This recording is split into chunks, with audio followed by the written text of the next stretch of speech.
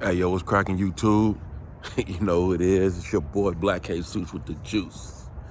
I'm out here getting my little daily walk on, and I say, you know what? I might as well hit y'all with a hood story.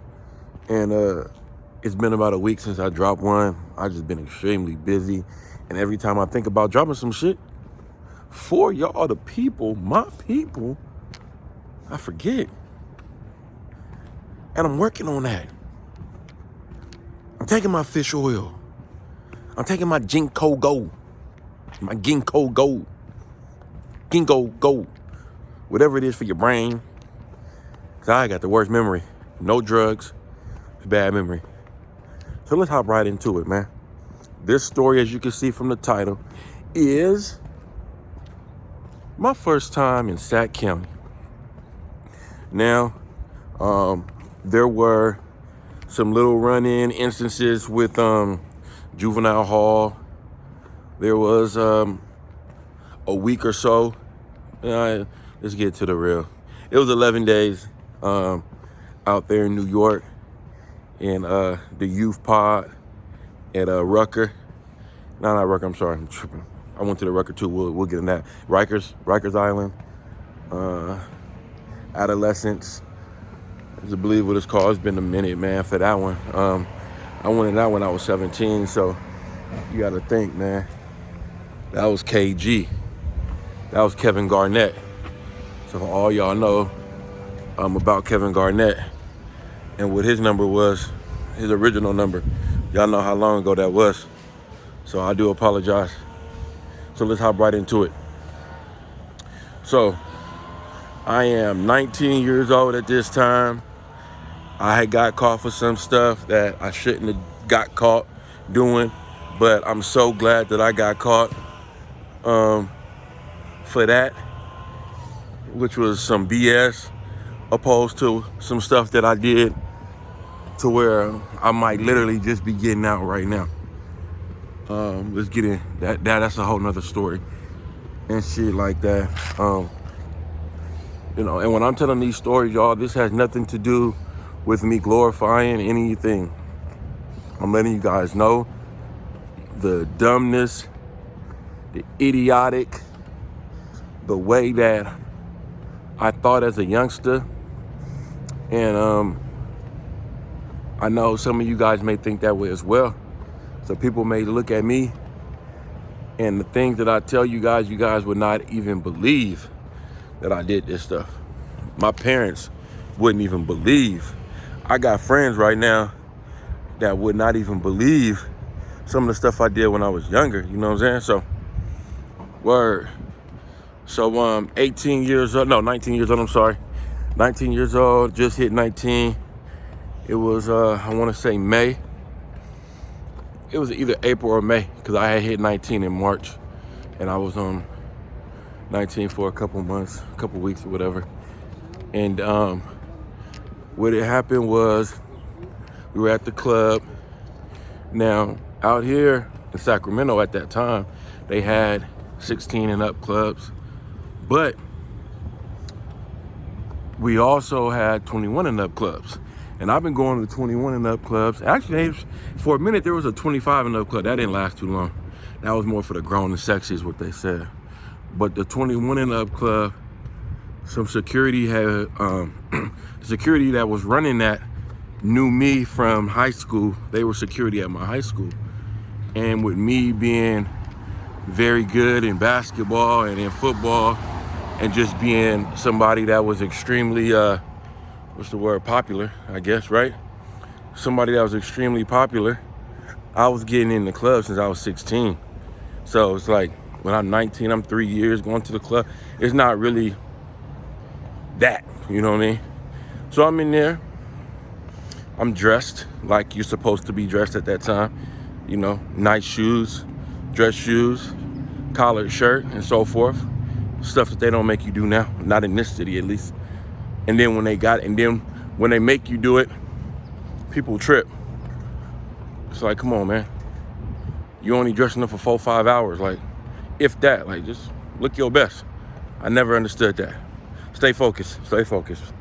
Okay, so we at the club. Drinks are being passed around. I'm in the booth with someone from my neighborhood. I'm not gonna say his name. He has an initial. He uses his initials as his name. Very prominent figure in the East Lincoln Village. Everyone should know who this guy is.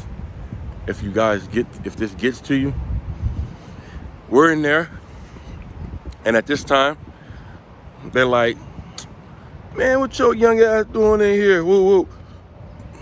And the homie is like, "Y'all better chill out. He got us in here. We would be in that long ass line outside if it wasn't for him." So, I had my, "Come on over here, youngster." Right? I sit over there. I kind of scoot right in between him. And he put his arm around me. He like, "Appreciate you, man. Woo-de-woo, how you doing? How's everything? How's your pops?" I'm telling him, like, "Man, at this time, Pops was in jail." I'm like, "Man, Pops in jail. You know what I mean? Woo-de-woo." He like, "Look." He give me $500. You know what I'm saying? At that time, $500 is $500. You know what I'm saying? So he gave me $500 and said, "Yo, put this on your dad's books, man, and you keep some." I'm like, "All right, love." So I kept $300 and I was gonna put $2 on my dad's books. So homie has 4 bottles come through, and at the time we had bottle service with some baddies. You know what I mean? You go to some bars, clubs, anything, lounges, and the bottle girls be Huckleberry Finn. What the fuck you talking about? So they was bad. And you know how it is with a woman, majority of y'all at least, when there's money involved, your eyes is like, who that? Who that? Who got the money? Who got the money? So the homie, he grabs him in and like, "Look, we want these bottles, but what y'all getting into tonight? We're going to the strip club after. Why don't y'all come with us?" Shorty like, okay. All right, not knowing that one of the security dudes, not a security dude I knew, but I knew of him, that was a girl he was trying to holler at. Now, she wasn't giving him no play the whole time, from what I learned after the fact. He was a broke nigga. And it's okay. He was working. He wasn't out there hustling, stealing, robbing, and beating nobody down. So you have to respect that. But what you don't respect is what he gonna do next. He sees that, and he's looking at the interaction. He's looking at her and the homies' eye contact, how they, you know what I'm saying? Y'all know that look when you looking over there and you like, oh yeah, they talking about something. So he looking at her, she looking at him, they vibing. And at this time, I remember Bling Bling had came on. This is why I never forget it. And that was the thing about this crew. When Bling Bling came on, they always would be on top of the tables, on top of the couches, and they'd be showing they watches, they chains. And at this time, the chains wasn't hella big, but they still was nice. So they getting up, get your roll on. Everybody, get your roll on. You know what I'm saying? So they're doing that. Security, he comes over. "Hey, y'all need to get off the booth. Stop standing up on the booth like that." They like, "Man, chill out, man. Nah, for real. Y'all don't get in, I'm gonna throw y'all out." Homie like, and if y'all watch my videos, y'all know what neighborhood I grew up in. Homeboy like, "Blood, who you talking to?" Nigga, I don't know who you talking. I don't know who you is. I don't give a fuck. And I'm looking, and he looking at me. Not the security, but the homie looking at me like, "This one of the dudes from your school? Like, you better tell this dude to chill." I'm like, "I don't know, homie."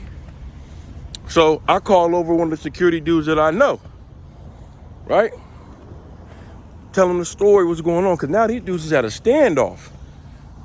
It's like, and mind you, the security dude was tall, he's big. He probably about 6'4" at that time, probably about 240, nice size. And the dude I was with was more like 5'9". He was still in shape at that time, so he was probably like 180, 190. But he wasn't backing down. He couldn't. I mean, we didn't have the clappers in there. We could have got him in there, but that ain't how I roll. You feel me? Like, it was always anywhere I go, and I never make it seem like I'm just this kingpin where I can't be touched, 'cause anybody can be touched. Look at John F. Kennedy. He got touched. People in jail get touched. But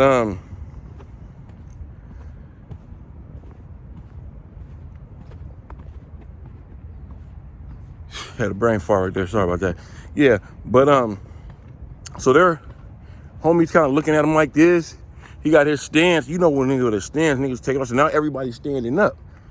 Now as he's standing up, security, he got his hand on his joint, right? And now he's feeling like RoboCop. He's feeling like Superman. And this is when I'm bringing the other security over there. Other security like, yo, chill, man. This is such and such. Like, relax. And you know, his testosterone is already up. So he like, I don't care who this is. Like, he can't be standing on this thing. And then my boy like, man, you better get your mans. You know how we get down. Niggas gonna get hurt. And he like, hurt? What? And he did that like he had to, right? So it's like, people, man, this is one thing you're gonna learn about me. I never let pride dictate my movements. Never. Because pride and ego is the #1 killer in black men. And a lot of my stories where people die or go to jail, you will see it was all about pride. So we there, and as soon as he do that, I swear, time slowed down. And it's like, what was that song? By C Murder, F the Mother, cause I'm down for my, it just started playing in my head super slow, right? One of the homies, cause once he went like this and like, he like about to grip, it's like, I'm not gonna wait to see if you're grip, boom! He steals on, man, this dude is small, man. This dude that steals on like 5'6", man, 140 pounds. Nothing big for that dude. So he kind of hits him and he stumbles. And at that time, it's, oh yeah, it's on and cracking. So he swings. I follow up. Actually, let me be specific. He swings and hits dude. Me and the security that I know, we kind of look at each other like, he's like, I gotta get in this now. And I'm like, I gotta get in this now. It's like we both looking at each other like, man. So it's like we crisscrossed each other, right? He goes this way to hit and to grab my homies. I come straight with the right straight to hit dude. Wow. I hit him. Still didn't drop him. At this time, I'm probably like 190 pounds, skinny as hell, right? Didn't drop him. So we fighting. Now the dude, the OG partner, he goes around his waist to try to tackle him down to the ground. Didn't work, but the joint dropped. As soon as the joint dropped, it was like on some real TV shit where everybody like stopped and was like, you could just see it. And everybody was like looking at each other like, who gonna get it? Who gonna dive and get that joint? So one of the homies run over there and dive on it. Now the security is all running over there to try to dive when they pull out the tasers.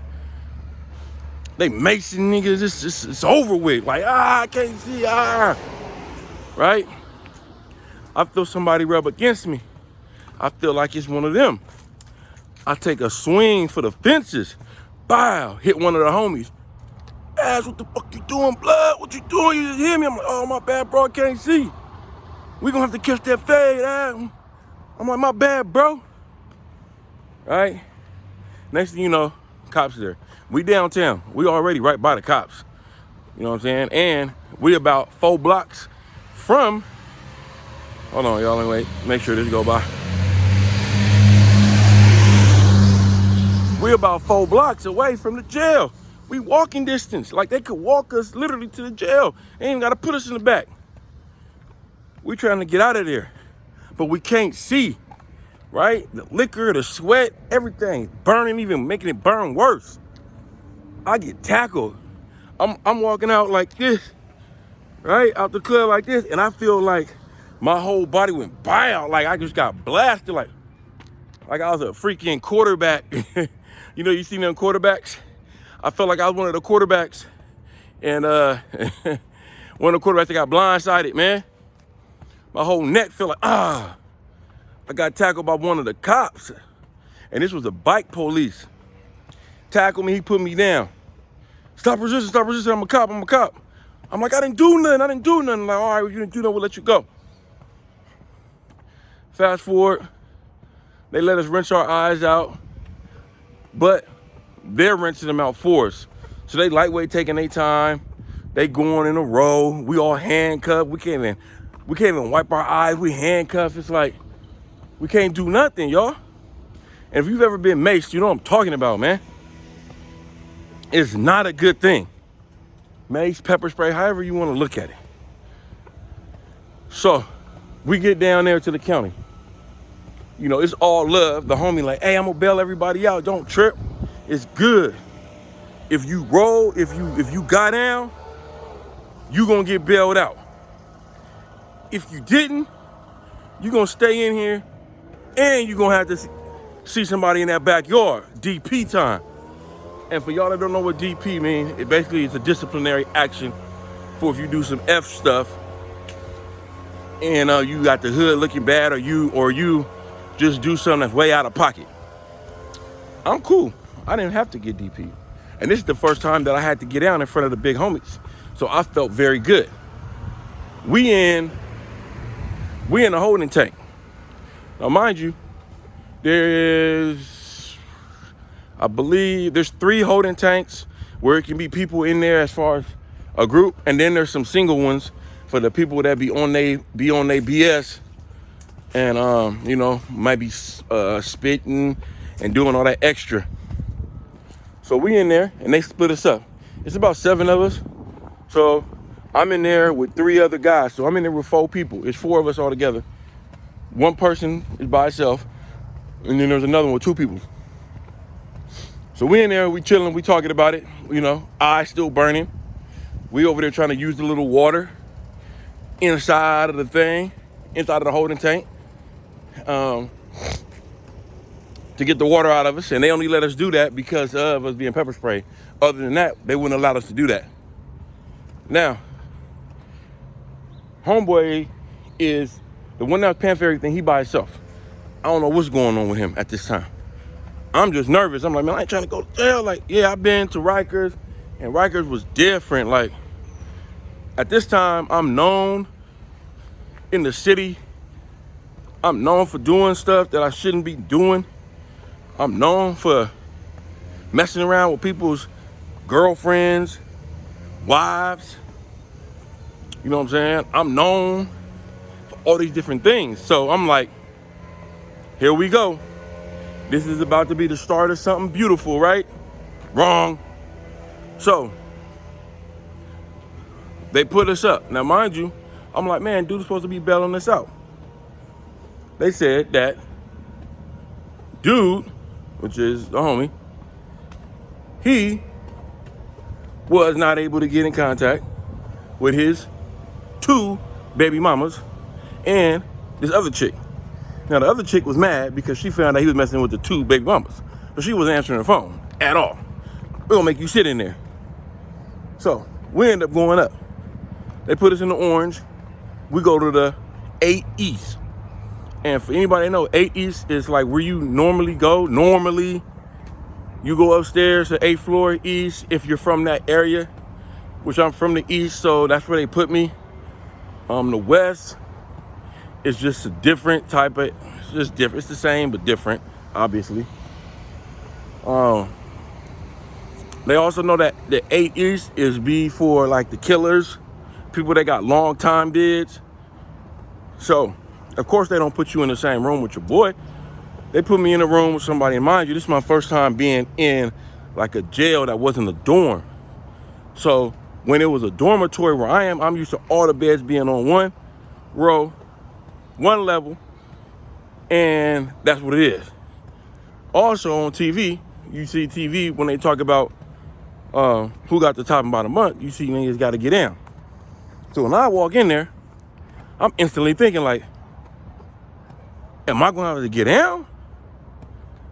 That's what I'm thinking. Like, so I get in there. It's a dude with dreads. He's rapping like as I'm getting in there. So good rapper. Crazy thing is he was a conscious rapper, but his his charges was far from that. Don't judge a book by its cover. So we're in there, and I look at him. He like, hey man, you can get up there, but if you want, I'll take the top bunk. But when you get, you know what I mean, your dinner or your lunch, you gotta, you know what I'm saying, get that to me. I'm like, nope, it's good. I got the top. And then he kind of chuckled like, man, it ain't even like that, bro. It's your first time here, huh? And I was about to be like, nah, Nick, you know what I'm saying? Why does that matter? But he was cool. So this is Saturday night. Well, this is actually Sunday morning. And they're like, the way it's looking, we're not gonna get out to at least Monday. We get OR. And if y'all don't know what OR is, basically OR is they letting you out on your own recognizance to where basically they just drop it, go home. He didn't have to bail us out. So we in there. I'm chopping it up with dude. We got a good relationship. We freestyling, we rapping. He telling me how he dedicated himself to God.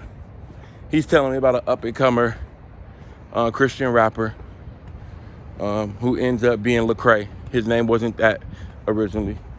He said he met him. He's telling me what he's going through. He's like, yeah, man, I had this little tuck-off spot with me and a couple of homies, Caucasian fellows. This guy's black with dreads, in shape, you know what I mean? Looked like he could have been like maybe a DB or something like that.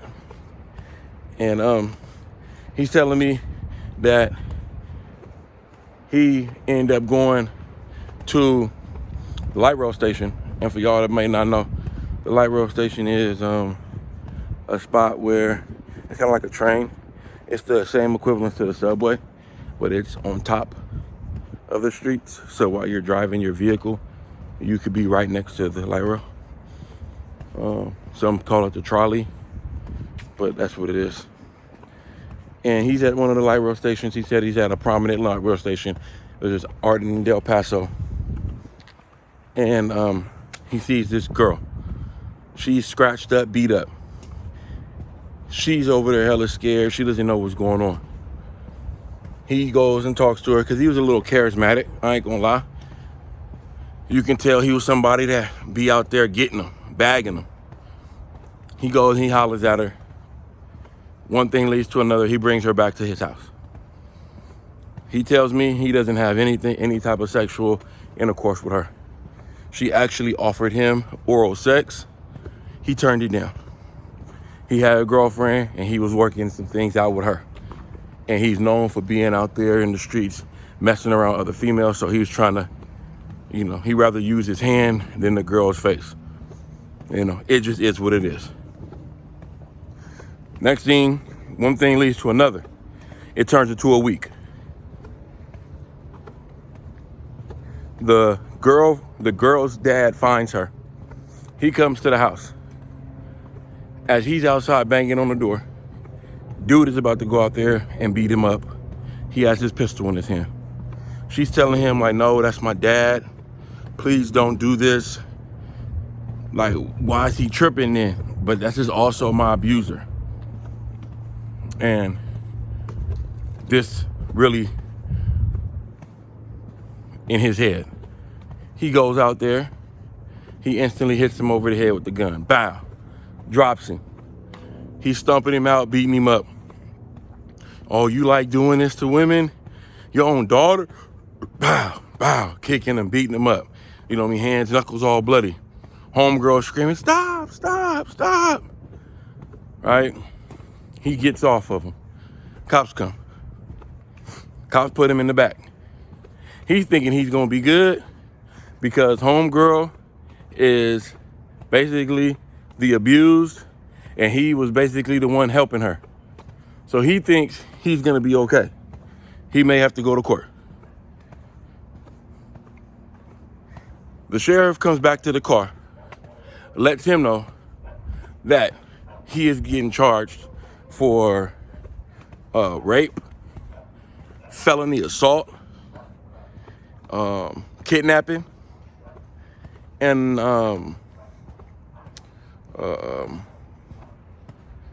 gun. I forgot the actual charge, but having a weapon, unregistered firearm, attempted murder. They tried to throw that on him because of how bad he beat dude. And he's like, what? What are you talking about? Like, I'm protecting her. This dude beat his daughter. And he's like, no, that's not what she or he is telling us.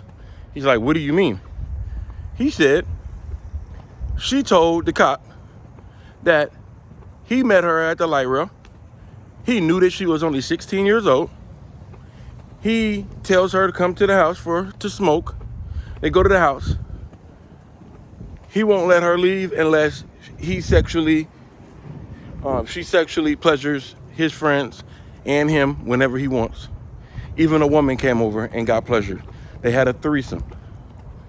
This girl's only 16, y'all.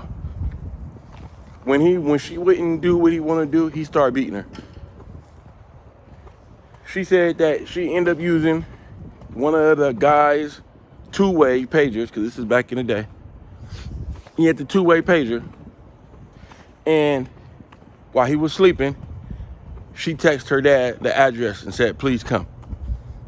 And that's why the father came. Now, why didn't the cops come? I have no clue. This is where it starts it's kind of weird.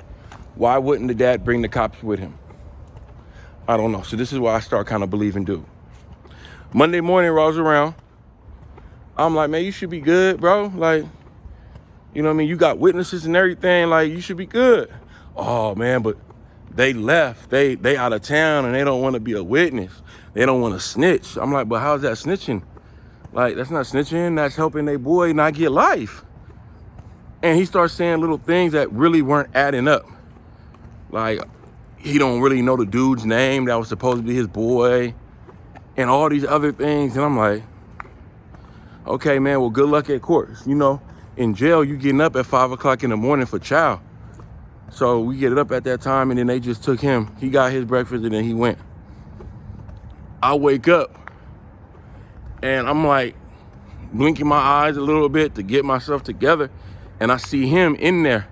Now, at the time in the jail, we had at the top roof, there was like, it looked like a little sprinkler. It was something that you can kind of barely wrap something around. I wake up, like I said, to quietness. It was just quiet. It seemed like, and the 8th floor is never quiet.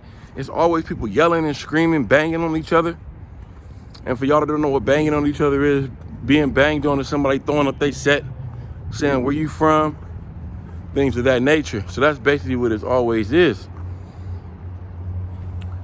I wake up and I see him. I see him with his blanket and it's ripped. And as you guys know, again, you guys don't know, but the blankets are extremely thin, and there's also sheets, even thinner.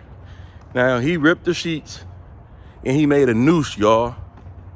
He was about to hang himself. I wake up and I'm like, bro, what's going on? And he's looking at me, and he has that look in his eye, but it's a tear rolling down his cheek, and he's light-skinned. Well, he's brown-skinned. He's like caramel complexion. And he's looking at me like, man, they just offered me life. And I said, what, bro? He said, yeah. They offered me life, bro. And I'm like, man, you can fight that, dog. Like, man, your boys gotta come. They gotta come to your rescue. I don't know their number. I don't know where they really live. I don't know nothing about these people. You don't know nothing about these people? Like, what about character witnesses? Oh, I don't have nothing. What about your mom? She lives in Atlanta. It was just like constant things. And I'm listening to him. I'm listening to him say these things, but I'm also running it through my brain like, yo, this stuff don't make no sense, man. This is not making any sense at all, right? So, as it's not making any sense to me, I see him like, bro, what are you doing with that? And he like, man, just go back to sleep, bro. Like, it was good meeting you for these 2 days. You make sure when you get out of here, you don't be on no F stuff. I said, what you mean, dog? Like, He's like, yeah, man, you should be up out here pretty soon. So this is Monday, y'all. You should be up out here pretty soon. They already ORing people. And I'm like, what is that? What do you mean, bro? And even though I know people, and this is the thing with me, I know people are capable of doing certain things, but it's so far away from my brain that I would do something like that. Like, you could even say I'm a little naive to certain things. I don't even think about messing with the homie's girl. I wouldn't even think about stealing the homie's money. So it's like, I feel like I should be able to do certain things and I get that same respect, but it ain't like that, as y'all know. This video's getting kind of long, so I'm gonna go ahead and wrap it up, but I'm gonna make sure I still leave the details.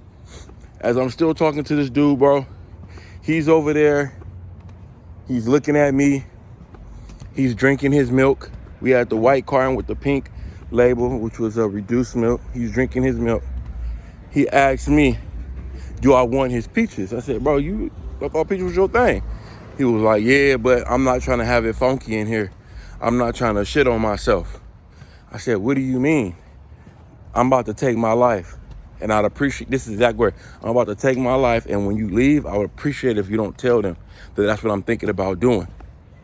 I feel like if I want to lose my life, I should be able to lose my life the same way that I live my life, the way I want to, not by somebody else. So if you tell them, then they're going to come in, they're going to end up putting me in psych, and they're going to end up charging me. More than likely, I'm going to get life in jail. And that's not something I'm trying to have on my jacket. Because when you go to prison and these things that they're saying that I am, it's not going to be good for me. And I'm like, bro, you should be able to fight that. Everybody knows women lie. Because I had a situation, he's like, I don't care. So now we're kind of like yelling at each other.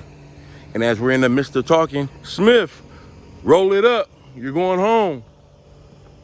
And he like, I hop down off the bed. My legs are already hanging. I hop down. I'm looking at him now. We standing side by side. And mind you, I'm 6'4". He's, like I said, 5'8", 5'9". So I'm a little towering him. And I'm looking at him. I need to cut my hair. I'm looking at him. And he looks at me. This fool gives me a hug. And he says, again, I would appreciate if you don't say anything, bro. Then my door unlocks. Smack, it makes the noise. Because the doors that we had, like when it gets unlocked, it makes that click noise. So you know it's unlocked. I left. As I walk out, I look back and I see him looking up there to try to measure him throwing the noose, the line up there to hang himself, right? I'm walking, I go down to the, it's kind of like a lighthouse, you know what I mean, inside. And you look up, you go into the thing, you look up, you're like, hey, Smith, whoop, whoop, whoop, going home. And then they say, okay, wait right here, we got a couple other guys coming. At this time, the rest of the homies was coming down too. Some was on the second tier, some was on the first. They came down, you know, everybody all happy, joking, laughing. And then as we're about to walk away, I had him in my brain. Boom, I come back. Hey, yeah, what's going on, Smith? Hey, this guy is in there talking about he's trying to commit suicide and he's gonna kill himself. And I'm pretty sure he's going to do it because he already has the shirts and the sheets ready to go. And he told me not to tell you guys. So do what you guys want with that, but I'm getting it off of my conscience. Did that, all you hear is boom, He runs down, it was a black officer, and it was crazy because come to find out, this officer actually was helping him like find God, find Jesus and stuff through Christianity. And he was also telling him good things about being a Muslim as well. So he was kind of like, just as long as you're living your life the right way, yeah, I don't really care which way you go. I'd appreciate if you be a Christian, but this is what it is. They run in there, and as they run in there, the homies are asking me what's going on. I tell them what's going on. So now we're all looking. You can see the sheets hanging off of the top screw-in thing, whatever it is. It's hanging, like he already set it up. He already set it up. It was about to be over. If I didn't say nothing, if I would have waited 5 more minutes, he would have been dead, y'all. This was my first time in the county jail. He'd have been dead. Yeah. So, let's wrap this up. Later on, when I got out, I ended up sending him an email.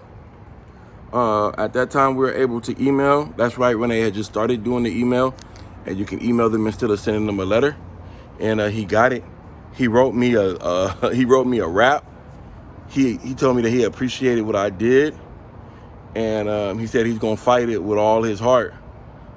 We wrote each other back once or twice. And after that, we kind of fell off. Still to this day, I'll be wishing that I remembered his name, because I would definitely, you know what I mean, sending him a letter or something of that nature. But yeah, that was my first time in the county jail, man. The night was crazy. It was a fun night, but it was definitely a lifelong lesson that not everybody is who they seem to be. Take everything people say with a grain of salt. Yeah, you may want to help, but you have to understand that sometimes helping comes with consequences. They say every action has a reaction. They don't say every bad action has a reaction. They say every action has a reaction, and you have to be ready for that. All right. Appreciate y'all for watching. Make sure you like, comment, and subscribe. Come on now.